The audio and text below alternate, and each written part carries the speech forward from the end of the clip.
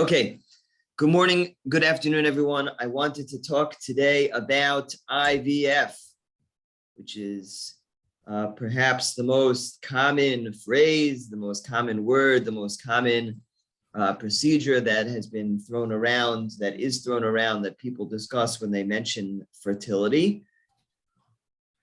So I wanted to delve in a little bit to the medical background behind IVF, some of the halachic shilas that come up, and how can we be helpful? How can we be a source of knowledge and guidance and support to our balabatim, our constituents, our talmidim, people who seek our help, our guidance. Now, IVF is relatively new. The first, relatively, the first IVF baby was born in 1978. Here you see the newspaper featuring Louise Brown, who was the first IVF baby. This is in July of 1978, which means that recently, IVF celebrated its 40th year anniversary. Its 40th anniversary of its medical existence. Now, just because Louise Brown was born 40 years ago in 1978, a little bit more than 40 years ago, does not necessarily mean that IVF has been on the market for the greater public for that long. There are many people and many rabbanim who did not recognize IVF as mainstream medical protocol. And for many people, this, at the time that Louise Brown and this article was being circulated, this was science fiction. This was really not the norm. And you'll definitely see that in the halachic literature as well. Many of the rabbanim who were asked shilas about IVF in the early 80s, the late 70s, the early 80s, were very hesitant to permit IVF in general, and we'll discuss all that be'ezras Hashem. But it's fascinating to see how science has evolved, how science has changed, and also how halacha, the attitude from the halachic, the poskim, from the halachic authorities, has really changed from back then to today. Now, when we talk, before we get into that halachic discussion, this is, I think, a very basic but important background behind IVF. When a person says, I'm doing IVF, what exactly does that mean? What does that entail? What does it mean from like step to step? When a person is told that they need to do IVF, they need to do in vitro fertilization in order to have children, so the first thing that they're going to have to do is order medication. Now, it's not just a pill, but it's a series of injectables of various medications that they take in order to prepare themselves for the IVF cycle. On the most basic level, the understanding is that every woman ovulates 1 egg per month, right? She has 2 ovaries and on each side, and those ovaries are maturing eggs, right? They're preparing the eggs, the follicles, they're maturing the eggs. And at the end of the month, that woman will ovulate 1 egg. One of those ovaries will produce that 1 egg that will ovulate, that will be ready to be fertilized. Now, when a woman is doing IVF, and we're going to be going into the ovaries and harvesting the eggs, so we're not just going to want to harvest 1 egg, we're going to want to harvest multiple eggs, as many eggs as we could possibly harvest, as we could possibly retrieve. So therefore, the medication that women take are essentially drugs and medications to stimulate the ovaries to work overtime, to produce and to mature more than just 1 follicle, more than just 1 oocyte, more than just 1 egg, so that when the doctor goes in for the retrieval, they will harvest 5, 10, 15, 20, if not more eggs from any given shot, from any given retrieval, any egg retrieval. This medication is, number one, invasive. It's usually their shots. Sometimes they're suppositories, sometimes they're patches, but most of the time it's shots. And very often the woman doesn't want to inject herself. So she'll either ask her husband to inject her, or we have a whole spreadsheet of nurses or people who are in the medical field who are able in different communities in Brooklyn and Queens and New Jersey. We even have in California and Florida. We have women who are available to help women who are going through IVF with their shots. They come to their home, or the women go to the nurse's home, and they arrange between themselves a time to where the nurse or someone can help the patient inject the shots, because although it seems like, oh yeah, you'll take a few medication for a few days, it's really a little bit more intense than that. And Baruch Hashem, we have that service available. People can reach out to PUA to try to find, we have a coordinator who can match nurses or people who help with the shots together with the patients. That's the medication. The medication in terms of cost, the medication alone, which is usually not covered by insurance, medication alone could cost anywhere between $2,500 and $5,000. So on top of the costly IVF cycle, which usually never includes medication, that quote that they get from the doctor's office, the fee schedule that they're given at the fertility specialist's office, usually never includes medication, and medication is expensive.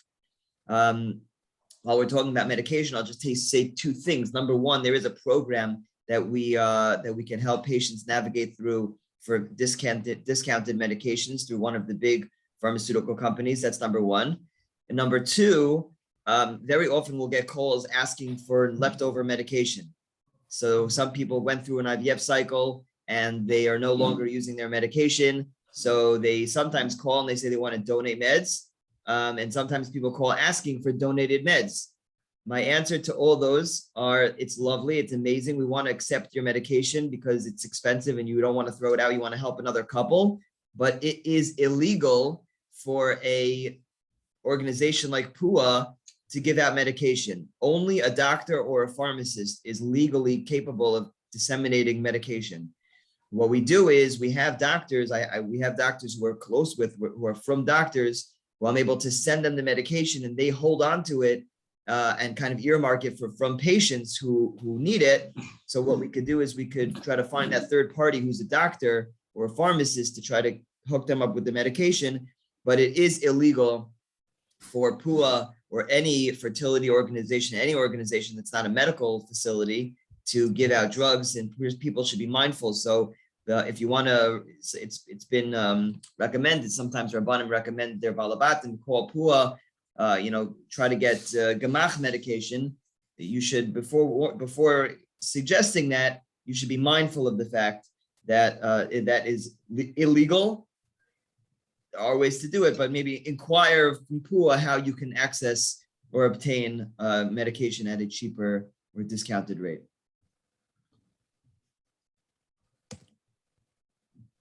After the woman takes medication, which is about 10 or 12 days, depending on the woman. So between her that week of, or during that week of medication, preparing for the IVF cycle, which again, what we mean by that is preparing for the time that she's going to go to her doctor and have the eggs retrieved.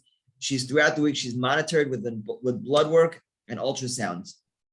So if you take a look at this calendar, which I found online, so you'll see just by looking at the calendar what the basic outline of an IVF cycle looks like. If you see on the top over here, on Thursday she has sonograms and lab work, and then on Friday she's starting her stimulation, which means she's starting her medication.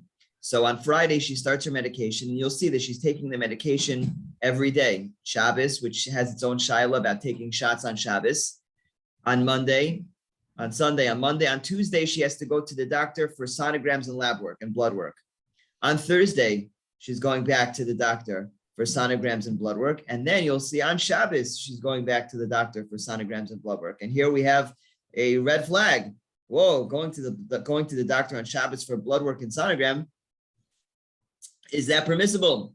So again, that's a shaila. That's a shaila. But knowing that the cycle looks like this, where she's basically going into the lab every other day, so perhaps it would have been worth it for her to start her stimulation on Thursday or on Sunday, so that way she may be able to push off going to the lab, going to the doctor for blood work and an ultrasound on Shabbos. Now, sometimes, even though you're able to theoretically on paper begin your cycle that would completely navigate through the Shabbos obstacle and completely circumvent going to the lab, going to the doctor on Shabbos, sometimes there is a need where the doctor says, because of the way that the woman responded, maybe she responded very quickly, more quick than we had anticipated, or she responded a little bit slower than we anticipated.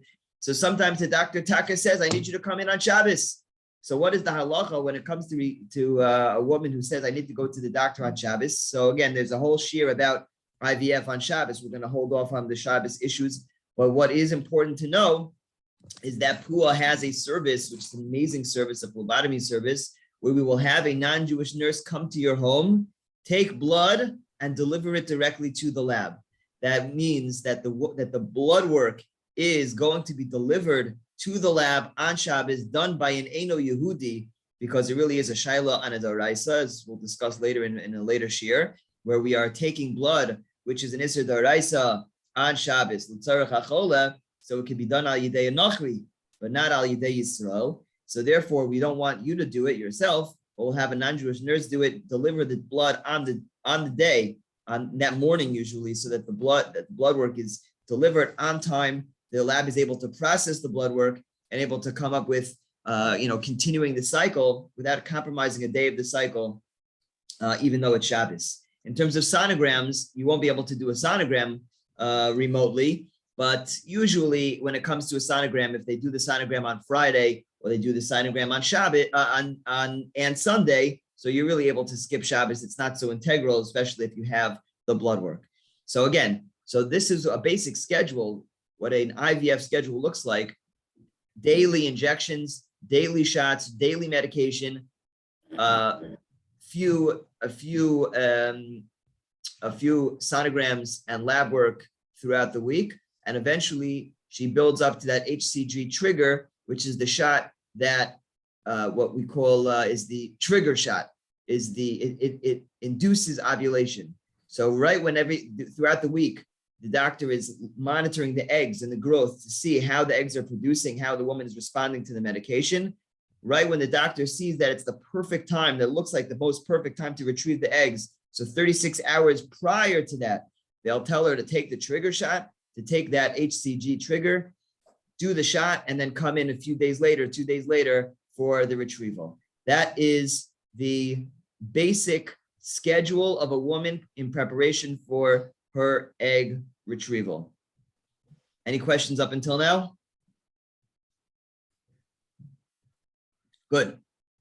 Now, on this day, which on this calendar is Thursday, so she goes in for the egg retrieval. The eggs are harvested, and then what happens to the eggs on that day, on that very day, is the same day that the husband has given the sperm, or that they have the sperm that's frozen already. They'll thaw the sperm. On that day that the eggs are retrieved, they are combined with the sperm. They are fertilized with the sperm, and the fertilization process begins. And that's when the doctors start to see the eggs and the sperm meeting and beginning to develop as an embryo. And you'll see here, this is what's called a fresh transfer. They're going to take this egg, and on Thursday, they're going to begin the fertilization process, which is day 0. We're now just call it 1. 2 is Friday. Shabbos is the 3rd day, the 4th day, the 5th day, and then on the 6th day, they're actually going to take that. Embryo, which was fertilized on Thursday, and on the following Tuesday, they're going to implant it back into the woman and into her uterus. That's called the embryo transfer. Most of the time, you should just know that we do not do fresh transfers. Usually, the doctors do not just take the eggs and fertilize them and watch them grow and then immediately put them back. What they'll do is they'll do this whole process of the maturing of the embryo, making sure that the embryo develops into what's called a blastocyst, a healthy developed embryo, and then they'll freeze it. and then at a later point, they'll thaw and implant it. But we're not going to necessarily have the transfer right then and there, although some people do have a fresh transfer again, but it is atypical. When the sperm is delivered, procured in the morning, let's say the morning of the transfer, the sperm, or it's being thawed, so the sperm is brought to the lab. The doctor, the nurse, brings it to the andrology lab. They're the ones that deal with the sperm. And what they do with the sperm, while either before or while the woman is having her egg retrieval, but they'll take it and they will spin it. They'll put it in a centrifuge machine and they will spin it. And what that does is that separates the good sperm from the bad sperm, and they will produce a sample of high quality, good sperm. They'll take out the psoiles, they'll leave in the ikr, and then they will come to the IVF, let's say the operating room, or it's in the embryology lab in the back with the good sperm. Now there's two ways to, one second. There's two ways to fertilize the egg. And actually, before we get there, while they're cleaning the sperm, right? They have the sperm in this little test tube. They're cleaning it. Then they're getting the eggs out. Okay, so this is a two-step process. We have to service the sperm, and then we service the eggs. So how does the egg procedure take place? Again, this woman has been taking medication for about a week and a half. Her ovaries are plump, they're large, they're big, because she's been taking medication that the follicles, the oocytes, the eggs in the ovaries have been getting thicker and thicker. So this woman has these big, healthy ovaries, and a guided ultrasound, an ultrasound probe, a guided ultrasound with a very, very, very small needle is inserted into the vagina, into the vaginal canal. It goes through the vaginal canal, through the sides and the walls of the vaginal canal, into each ovary, one on the left and one on the right. When it's in the ovary, what it does is it suctions all of the eggs. It goes throughout the entire ovary and it suctions all of the eggs, all of the follicles, and it takes it out into this little pipette. It takes it out and they put it into a little petri dish. They do it in one ovary, take it out, and then they go on the next side of the body, into the other side of the other ovary, and they do the exact same thing. What you will notice, what's critical for Rabbanim to notice from this picture, is a hilchos nida ha'ara. How many times have we gotten the shaila where a rav asks, or a woman asks, I just had my egg retrieval and I'm spotting a little bit. Am I a nida? So a rav should never think twice. You don't have to think too hard to know that the spotting has nothing to do with her uterus. You'll see very clearly that this is not drawn to scale per se, but there is plenty of room between the point of contact with the needle and even the cervix, and certainly the uterus. Most of the time, 99% of the time that women experience their egg retrieval, where the eggs are harvested, the eggs do not, the needle does not penetrate the cervix. It does not go into the uterus. It goes through the vaginal canal, which means that it is 100% dam maka. Any dam that she sees after the egg retrieval is considered dam maka and not dam nida. There is no shaila about that, and we don't even have to ask the shaila of psichas pi hamakor. We don't have to worry about whether there's psichas hakever or not. How big is the instrument? How small is the instrument? It's not relevant for this case, as the instruments do not penetrate the cervix. They do not go into the uterus at all. So in terms of hilchos nida, this does not present the shaila of hilchos nida. It will not render a woman a nida, as it's all the blood that she may very well see afterwards, not a lot, but a little bit of spotting, is only due to the trauma of the needle going through, piercing the vaginal wall, and not the uterus. That is how the eggs are collected. That's how they're harvested, and they're put into the petri dish. Again, we have our sperm, which was being cleaned in the andrology lab. And when sperm meets egg, there's two ways to do it. Either the old-fashioned way, where they take the sperm and they literally pour it onto the egg, and like what would happen in regular conception, where the sperm swims up the uterus into the fallopian tube, and you introduce the sperm to the egg, and then you hope it's a good shidduch. You hope it catches. You hope that it penetrates the egg's shell. hopefully it'll fertilize. That's the old-fashioned way.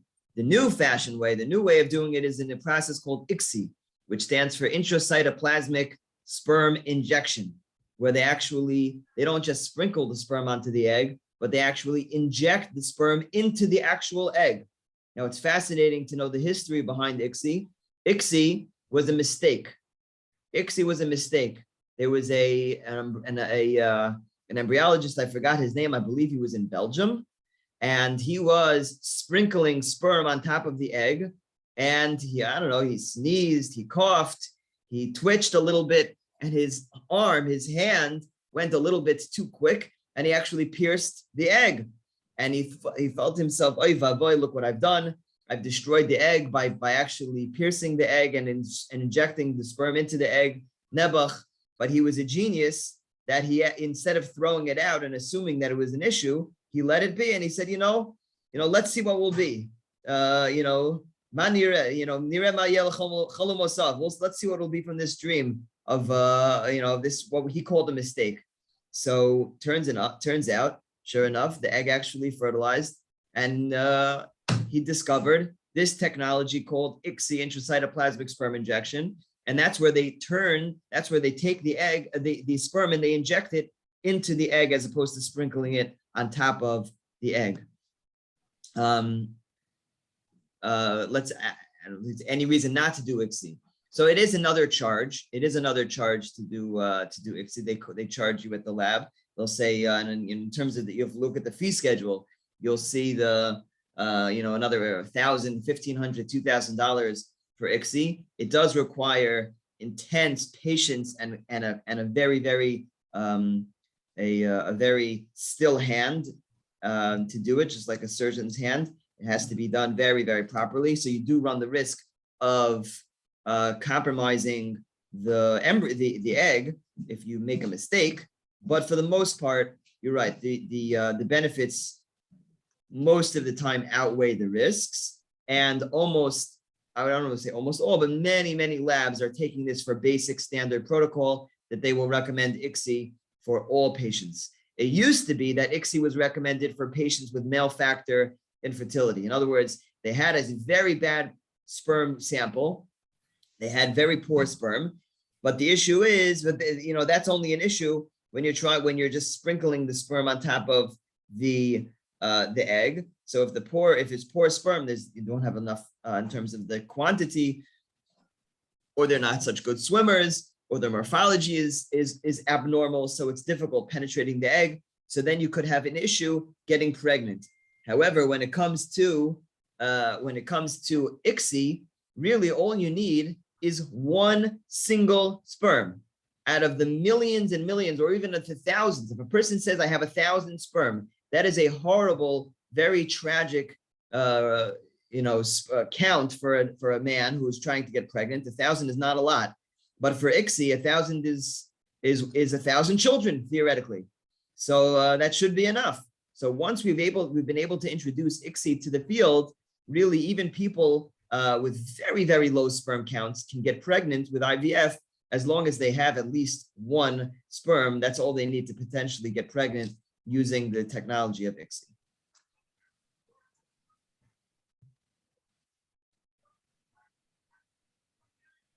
This is a petri dish with the embryos. This is not the embryo itself, but this is the embryonic fluid around the embryo, just to show how small it is, how microscopic it is.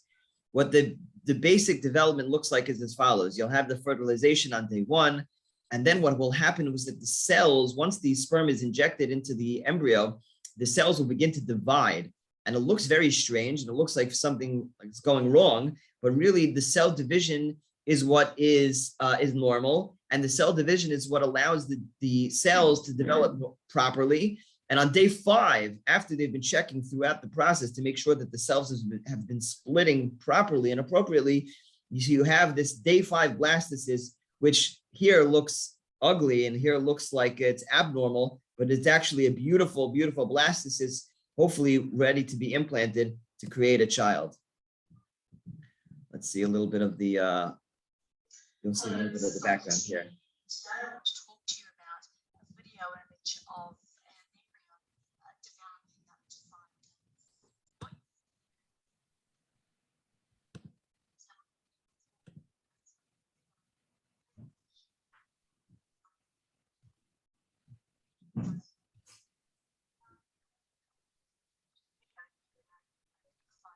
you just see now, cell division.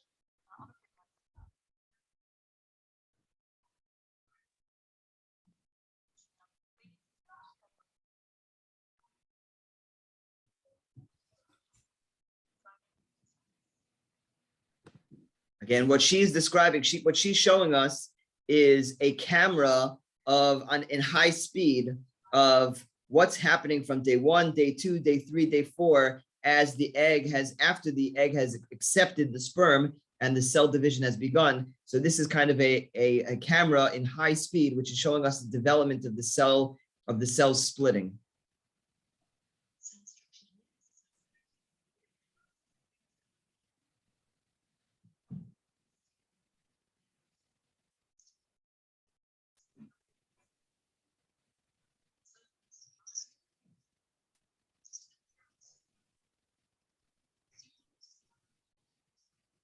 Embryo is going to start compacting.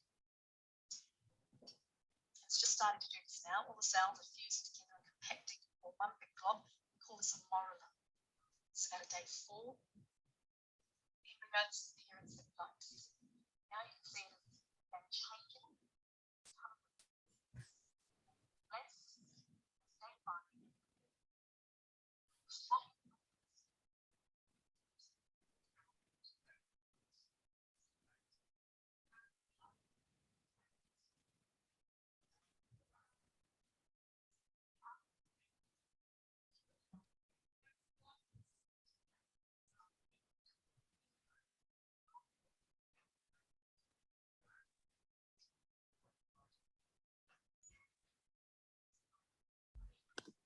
So that's what's going on during the 5 days or the 5-6 days of maturation of the embryo, development of the embryo, and how the eggs and how the cells are splitting. Again, you have this egg with the mother's cells and the mother's DNA. You have the sperm with the father's DNA, and then when they fuse together to create a new embryo, taking the cells and the embryo and the DNA of the father and the mother to create a new entity, a new embryo, which will be the next child.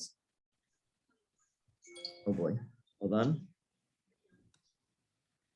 Take a look at, we'll look at this one on high speed. This one is going to split. You'll see as the cells are splitting, it's going to split even more and turn into twins, which is it's an amazing, amazing thing to watch. Let me put it on high speed. You'll see the cells beginning to develop, beginning to split on day 1.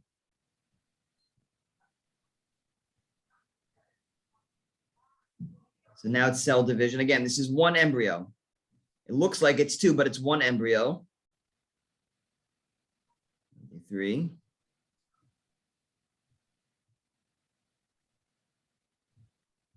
And notice while the cells are splitting, creating that blastocyst, all of a sudden,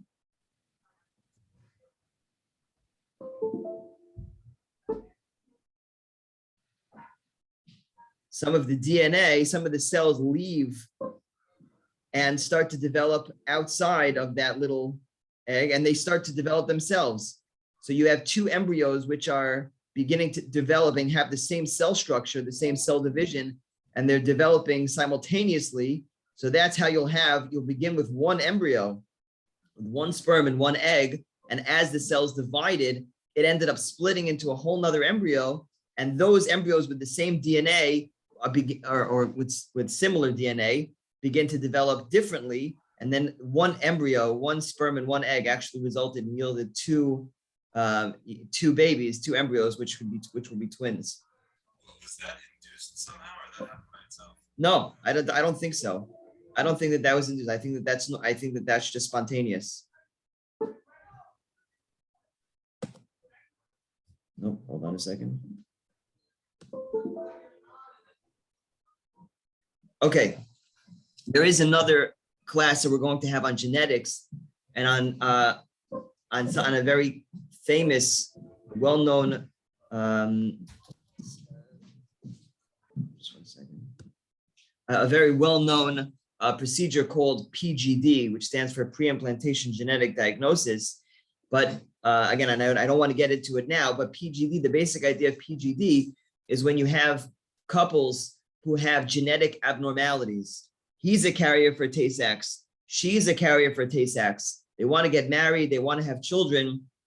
So forgetting all the shilas of should they get married, should they not get married? Let's say they're married and they want to have healthy children. They don't want to have any Tay-Sachs children. So what they would do is they could do IVF. We say, okay, you'll get married, you could do IVF. How does that help? How does IVF help?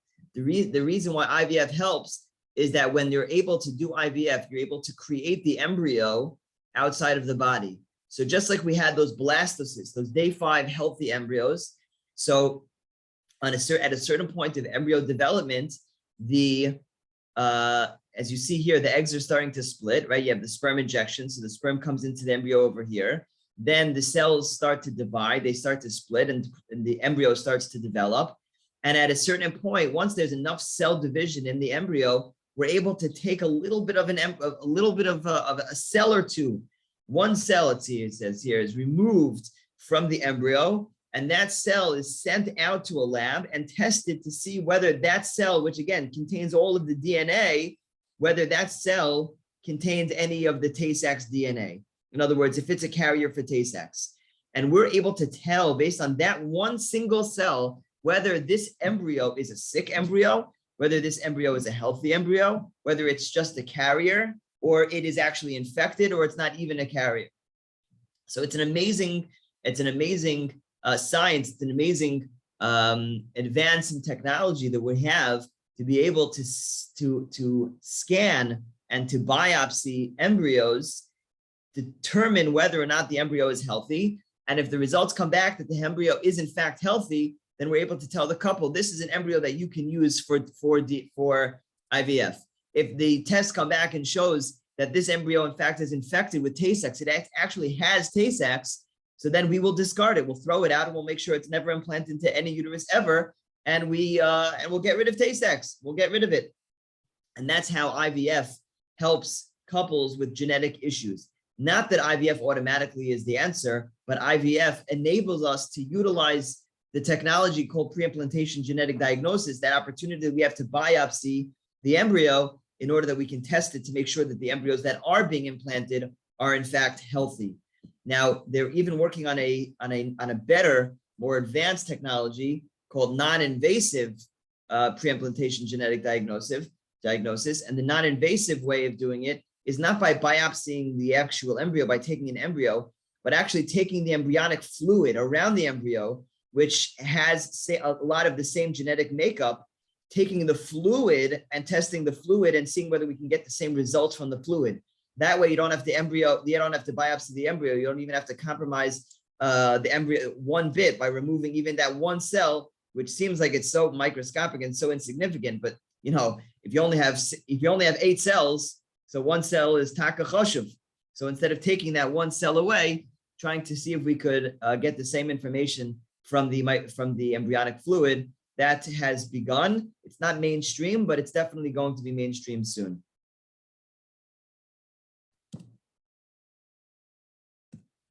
And again, these are just a few shilas to throw out. We're not going to deal with them so much now at this point because there is a whole other class on genetics. But once we have this technology called PGD, so when are we allowed to do PGD? Are we allowed to always do PGD? Let's say you have a couple that has a genetic disease, not something as difficult and as intense as Tay-Sachs, but let's say there's a couple that has a hearing loss or hair loss or pigmentation issues, whatever it is, all genetic issues, and you could theoretically circumvent that with PGD. So are you mechuyev to? Are you allowed to? If you're able to put your child in a better place, if you know that I can have a baby and the baby could have a hearing loss or hearing issue, hearing deficiency, and that'll put him at somewhat of a disadvantage, or maybe I'm allowed to just take a chance because it's not a guarantee that he's going to have that issue, or maybe I'm not allowed to have him. Who said I'm allowed to have a baby, knowing from the get-go that he's going to be at a disadvantage because he's going to have this issue and that issue? If the technology is available that I could theoretically do PGD and totally eradicate this issue, so maybe I'm not even allowed to have this child and have them put the child at a disadvantage. Maybe I'm mechuyev to do PGD. So these are a few of the questions that with this advanced technology come these shilas that have to be discussed and have to be determined. gender is also a very popular one. People call all the time, every single week. People asking for to help with gender selection. Why? Because they have X number of boys, they have X number of girls, but they don't have the opposite gender, and they want to do IVF and PGD. Once they do IVF, the PGD technology will be able to determine whether the embryo is a male embryo or a female embryo, and they'll only put back the embryos of the desired sex. They only have boys, so they'll only use the girl embryos. Is that permissible or not? So those are shilas that we have to discuss in the upcoming shir on genetics and IVF.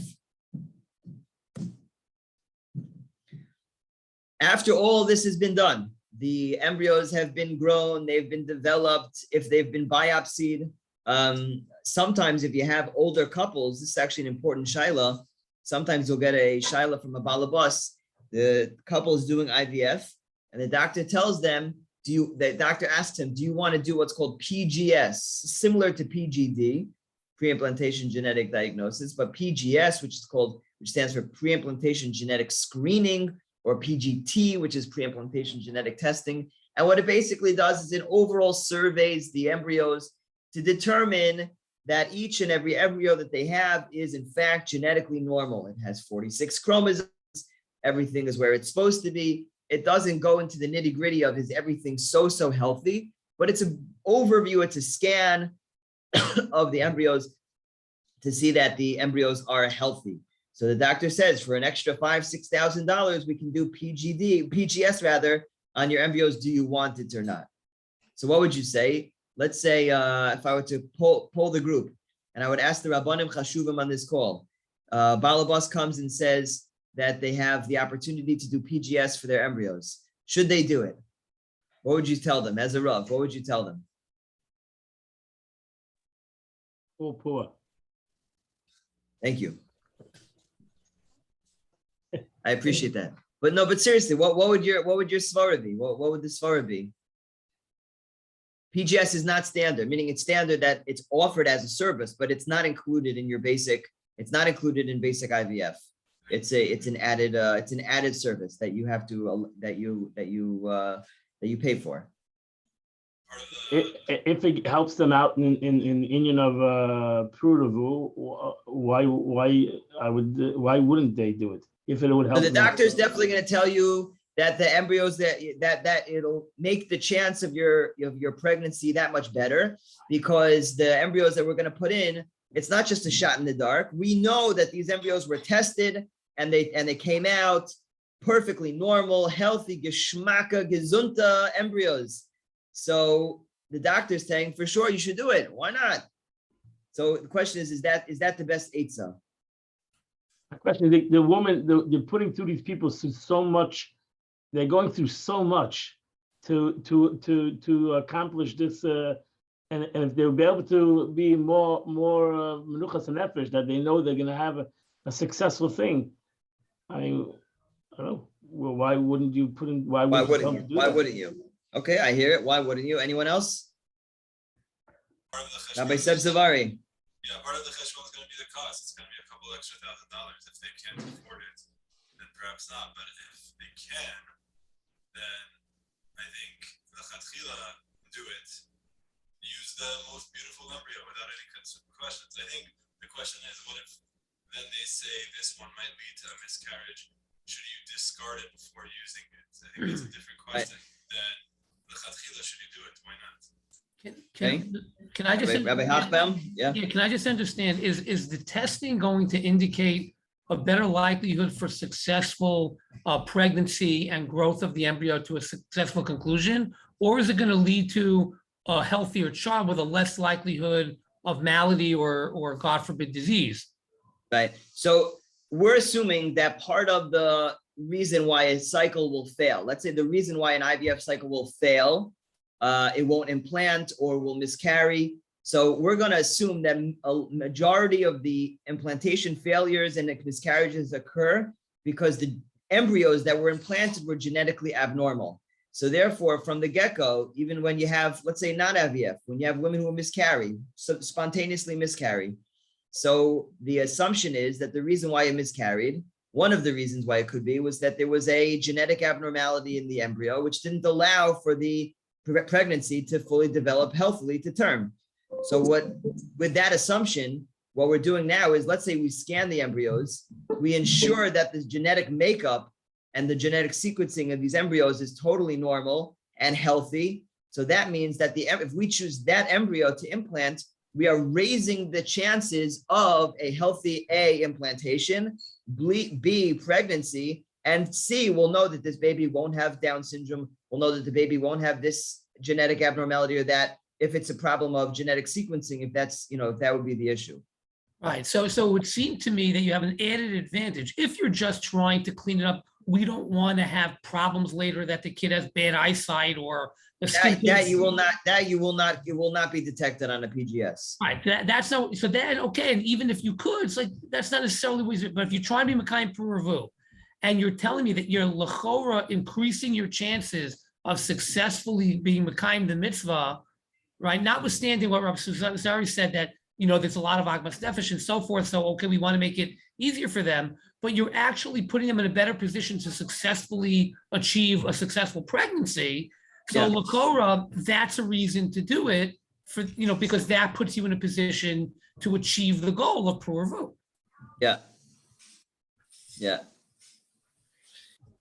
So I hear everything that the Rabbanim are saying, and everything the Rabbanim are saying is true. It's emes v'nachon adavar. I will just present one counter argument, or present one something to think about, and that is that many doctors, not everyone, but there is a very nice and pretty substantial school of thought that claims that not every embryo that when the test comes back and it shows that this embryo is normal and this embryo is abnormal, not every abnormal embryo is actually abnormal.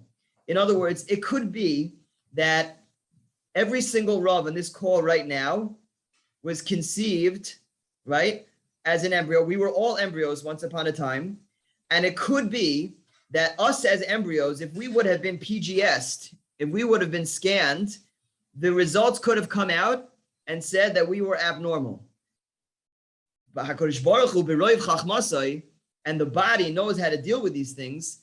The body, when the embryo went and implanted into the uterus and began developing, so the body knows how to self-correct these issues. It's when we say abnormal, there is a scale, and there is a spectrum of what we mean by abnormal. Some of the abnormalities that the scan comes back are taka abnormal, but other of the abnormalities are not necessarily abnormal. To a great, it's significantly abnormal. And therefore, if you have a woman who has many, many embryos, they have many, many embryos, and financially it's not too taxing for them to do this PGS. So maybe we would say, do the PGS.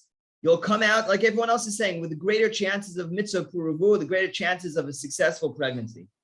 But just consider, again, something to consider when we're dealing with patients who have a limited number of embryos, let's say they only have 5 embryos.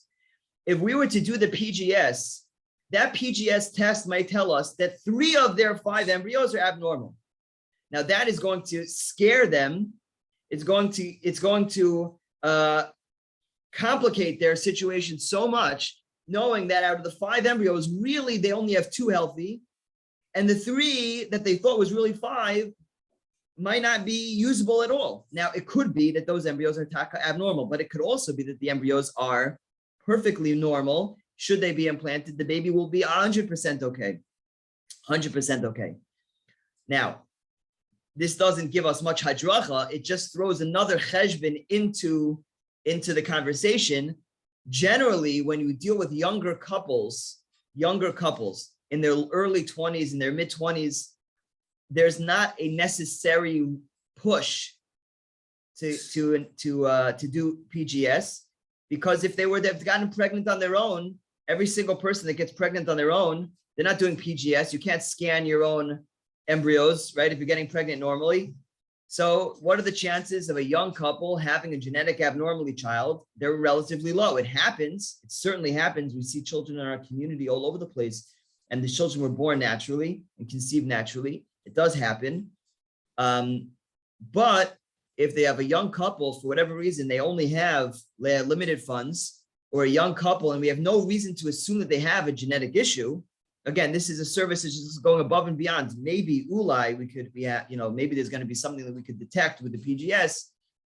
I wouldn't necessarily be quick to recommend it if they have limited embryos. If they have many embryos and they don't care about the money, so why not do PGS? What's the issue? If they have limited embryos, I would think twice, and that's with a younger couple. With an older couple, I would think twice before telling them not to, because we know as a woman gets older, then genetically the genetic makeup of their eggs are worse and worse as the cells continue to divide, right? Remember, I don't know if we discussed this, meiosis, mitosis. So there's constant cell division. As a woman gets older, the cell division slows down and it's less effective. So the chance of genetic abnormalities in older women, whether it's Down syndrome, whether it's other genetic issues, is higher. So for an older couple, a woman in their, let's say their lower 30s, their lower 40s rather, doing IVF, or in their upper 30s, then I would recommend PGS. I would recommend them scanning the embryos to make sure that they're not implanting a trisomy. They're not implanting a Down syndrome baby. That would be very difficult for them to spend all this money on an IVF and then to have a sick child. But a younger couple, so if they have many embryos and money's not an issue, so do the PGS. But if money is an issue, or if there are few embryos, I would think twice before recommending PGS. Practically speaking, until when will the labs allow you to make the call? Because you won't know how many embryos you have until after it's fertilized. When can you make that call? Yes. Correct. So usually you'll know how many eggs were retrieved, right? You'll know on the spot, basically that day. Then a few days later, they'll tell you which eggs are looking good. And then if you're doing the PGS, then they'll biopsy then at that point, a few days in. So you should have a pretty good number. You have a pretty good number. You have a pretty good sense of, where you're holding.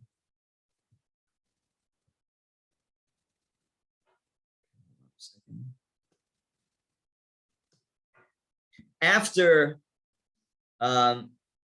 the transfer, right? So let's say you did PGS, you got the results back, then you did the embryo transfer, or you didn't do PGS and eventually you just put the embryo back in. So then you have this 2 week waiting period, which is a very, very, very emotionally difficult waiting period to sit and do nothing and twiddle your thumbs until you're given the green light to do your pregnancy test.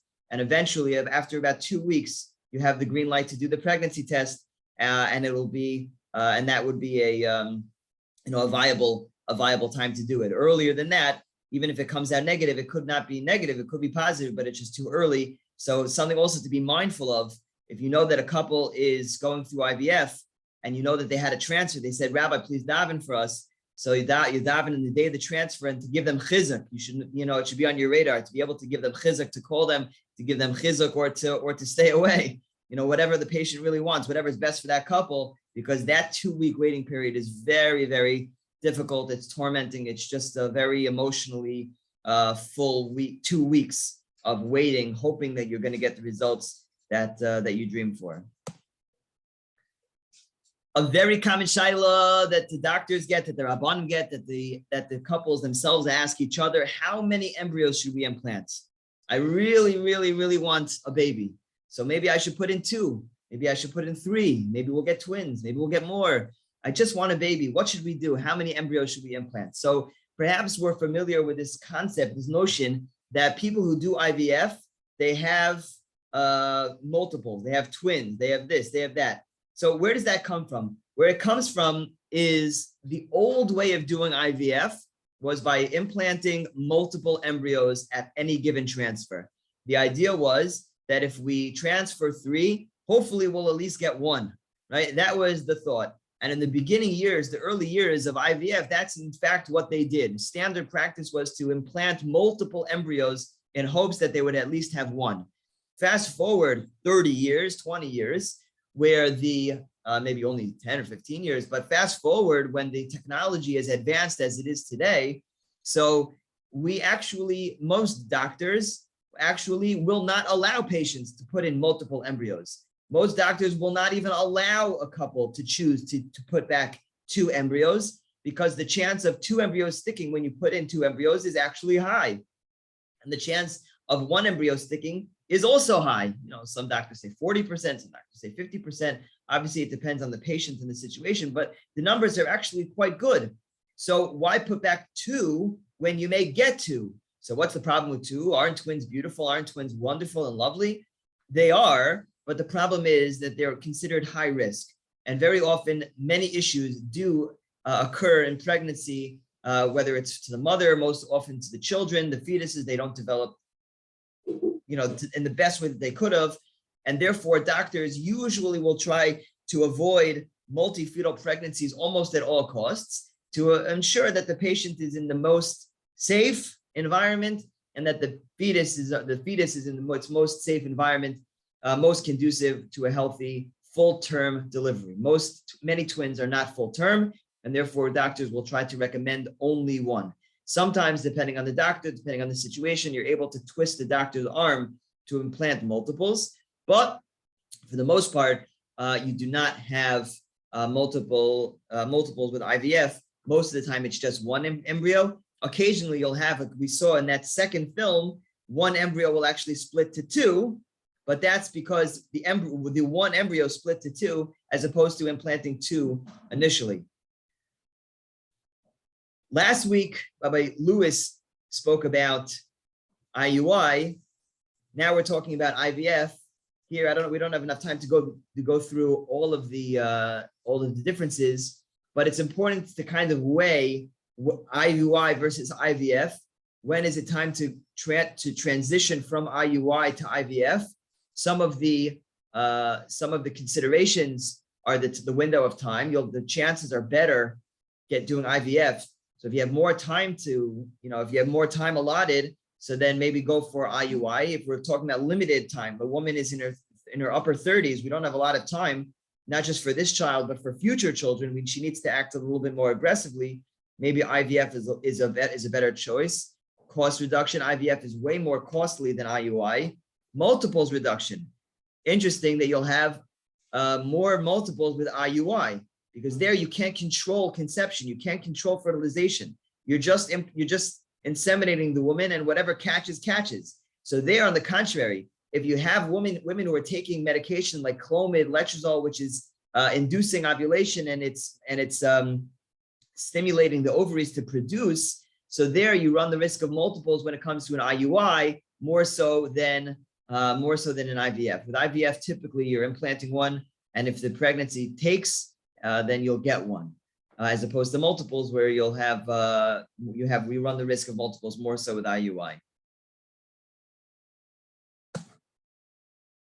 Okay, any questions before we just introduce? When you say the pregnancy takes, you mean if the uterus takes it? You keep on saying You're right. If the pregnancy develops, if it actually yields a pregnancy in a live birth. Yeah. No, but we're waiting that the uterus should take it, right? Correct. Meaning the IVF, the egg has developed well and properly and healthily in the uterus, in the test tube, that's a two. When you say the couple is nervous in 2 weeks, is it in the test tube or is it in the uterus? No. After it was implanted, So I mean, they're nervous to see if the embryo, the eggs that they harvested actually developed properly and healthy with the sperm into actual embryos. But let's say the doctor calls them and says, Mazel tov, we have 10 embryos, 10 healthy gesunte embryos. Then they implant one of those, right? What happens is that those embryos, I neglected to mention, what happens after retrieval is that they freeze them. So let's say we use one right away. The rest of the 9 embryos that we have are frozen and they're used at a later date. So I want to use one embryo now to get pregnant now. So that embryo will be implanted. It's implanted today, right? Let's say I go to the doctor today and implant it today. I'm not going to be able to do a pregnancy test to see if it actually took, if it actually cleaved onto the uterus and began developing properly. I won't know for another 2 weeks. So during that waiting period, it's just agmas nefesh. We don't know. We're hoping. We're hopeful. We don't want to get our hopes up. We're nervous. We're being spalel. You said before that they usually put the egg together with the sperm and then they freeze it. You said they don't usually do it right away. Right. So what happened with the egg and the sperm while it's being frozen? What's happening? What is it It's developing? frozen. It's frozen. No. They don't know. Once it's frozen, it's frozen. It's frozen. Once it's frozen, it's frozen, and it could stay frozen forever. It's cryopreserved in liquid nitrogen. It is frozen, and it will stay frozen forever, unless you thaw it. Once the it's second you thaw it, it'll reawaken nothing is itself. happening. Nothing is happening during that fertilization process, during that freezing process. Uh-huh. They Wow. only freeze it. Usually they freeze the embryo after the embryo has developed normally. And when they're ready to get pregnant, they'll take one of those embryos, they'll thaw it and implant it. And we'll only know whether the implantation took, whether it began, where it's going to 2 become weeks. a healthy pregnancy for another 2 weeks. Basically, is there a short-term future in which they're using oral pills instead of injectables? Not that I'm aware of. The answer could be yes, but I'm not aware of it. Could look into that. Why? Did you hear of something or no? I read an article somewhere, but I don't know if it's credible how they're doing studies of the injectable instead of. I know that Dr. Williams, Zev Williams, I know Dr. Will. Oh, the truth is like this. I once spoke to Dr. Zev Couldn't hear what Williams. he said. We couldn't hear good what he said. Oh, yeah. Dr. Rabbi Seb Zavari mentioned a potential a switch from using injectables to oral medication, which will be much more, which will be much easier for the couple. I recall having a conversation with Dr. Zev Williams, who is a frum physician in the Upper West Side. He works in Columbia. He's very famous. His claim to fame is his specialty of recurrent miscarriages. He is a specialist in recurrent miscarriages. And the issue with him, he's a wonderful guy, but the issue with him is if you call Columbia and you ask for an appointment with Dr. Zev Williams, they'll tell you today's what? Today's December 28th. So December 29th, 2022 or 2023, you'll be able to see him. He has basically a year, if not more, long waiting list. And it's very difficult to get an appointment with him. But I met with him a little while ago, a few years ago, actually. And the first time I met him, and he told me that he was researching this point exactly, trying to come up with medication that would be A, cheaper, and B, less invasive for the patient. So yeah, hopefully that is on the horizon. We have to end now because it's already the hour is up. But on a lot of these shilas, I think were dealt with last week, but we could continue. But things to consider when a couple is doing IVF, it just seems like number one, it's medically it's a headache, but also halachically it's a headache. Is the couple makayim puravu? Is the child misyaches after the parent? If there's no regular tashmish, is there any issue with kahuna? How do I arrange supervision to make sure that everything is done correctly? And how do I make sure hotzah zer levatal is not an issue? What happens if my wife is a nida?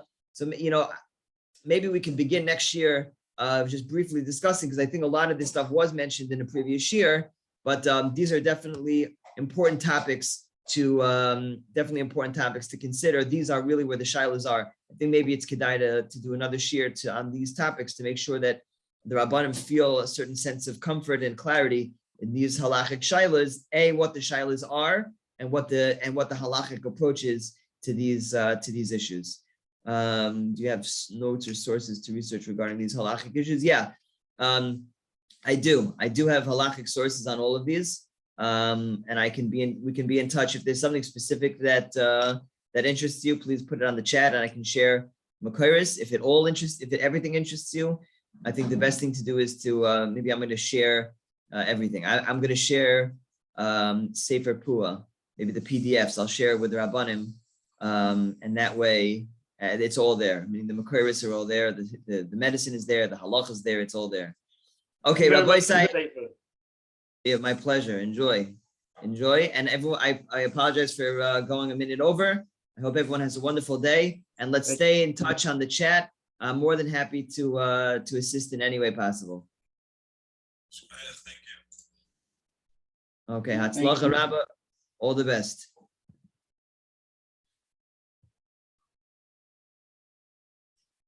Called